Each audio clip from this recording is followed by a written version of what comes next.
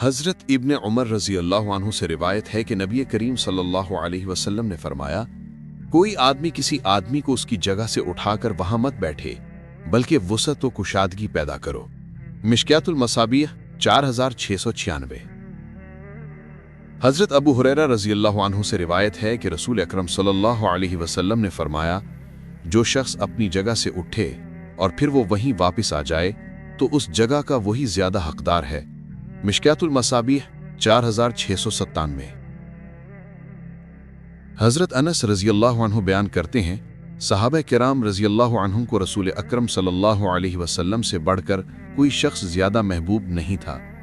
इसके बावजूद जब वो आपको देखते तो वो खड़े नहीं होते थे, क्योंकि वो जानते थे कि आप सल्लल्लाहु अलैहि वसल्लम इसे नापसंद करते हैं, और उन्होंने फरमाया ये हदीस हसन सही है। मिशकातुल मसाबीह 4698। हज़रत मुआविया रज़ी अल्लाह अन्हु बयान करते हैं, रसूल अकरम सल्लल्लाहु अलैहि वसल्लम ने फरमाया, जिस शख्स को ये पसंद हो कि लोग उसके सामने खड़े रहें तो वो अपना ठिकाना जहन्नम में बना ले।